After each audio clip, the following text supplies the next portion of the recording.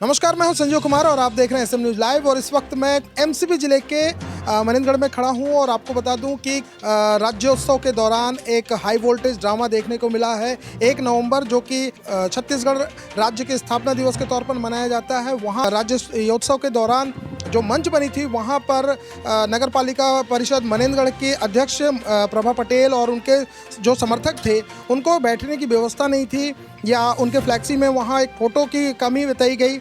इसको लेकर एक बहुत ही हाई वोल्टेज ड्रामा देखने को मिला। इसी बारे में हम आज बात करने के लिए मनेंद्रगढ़ आए हुए थे, तो हमें आज अचानक यहाँ प्रकाश त्रिपाठी जी से मुलाकात हुई है और प्रकाश त्रिपाठी जी से हम बात करेंगे और जानने की कोशिश करेंगे कि आखिर वो इस हाई वोल्टेज ड्रामे को कैसे देखते हैं, उनके हिसाब से ये हाई वोल्टेज ड्रामा क्या था और इसके पीछे हकीकत में कौन था।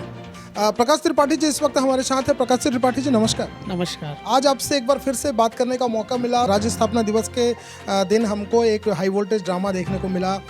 मंच पर प्रभा पटेल जी के बैठने की व्यवस्था नहीं थी, उनके समर्थकों के बैठने की व्यवस्था नहीं थी। इस हाई वोल्टेज ड्रामे को आप कैसे देखते हैं? देखिए, ये गलत बात है कि मंच में बैठने के लिए उनके लिए जगह नहीं थी। ये बिल्कुल गलत बात है। मंच में कुर्सियाँ थी, लेकिन कुर्सियाँ वहाँ पर 2 कुर्सियों को बड़ा कर दिया गया था। जैसा हम देखते हैं कि रिसेप्शन और शादी ब्याह में 2 कुर्सियाँ जब अलग से लगाई जाती हैं, तो 2 कुर्सियाँ थी और दोनों कुर्सियों का साइज अपेक्षाकृत बड़ा था। मतलब वो कुर्सियाँ नहीं थी, देखा जाए तो सोफे थे वो। और पीछे का जो पोस्टर था, जो सामने मतलब जनता को या दर्शकों को दिख रहा था, उसमें श्रीमती प्रभा पटेल का पोस्टर गायब था, फोटो गायब था, जबकि श्रीमती कंचन जायसवाल का तस्वीर था उसमें। तो ये आपत्ति का विषय बना। स्वाभाविक है कि नगरीय निकाय की प्रमुख हैं, तो उनका तस्वीर वहाँ पर होना चाहिए था। जब वो नगरीय निकाय की प्रमुख हैं, उनका तस्वीर लग सकता है, तो उनका तस्वीर भी होना चाहिए था।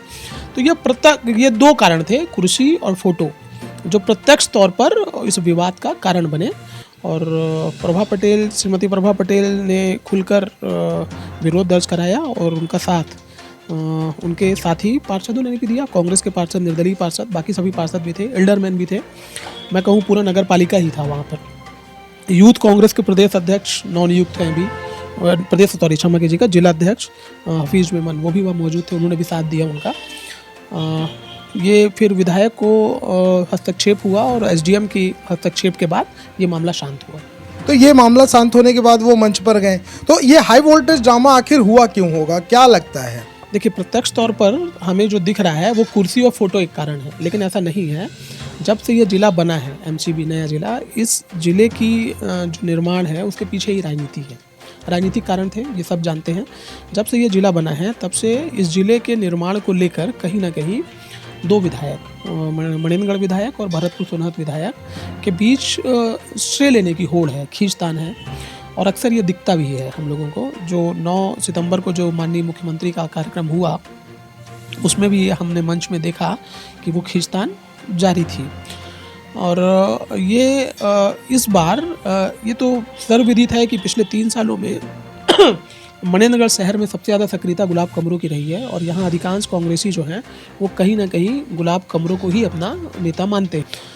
तो ये जो राज्योत्सव में कहीं ना कहीं इस बात की उनके अंदर मेरे हिसाब से कहीं ना कहीं टीस थी कि जिला जो मुख्य अतिथि कार्यक्रम के थे वो गुलाब कमरों को बनाया जाना चाहिए था, जो नहीं हो पाया।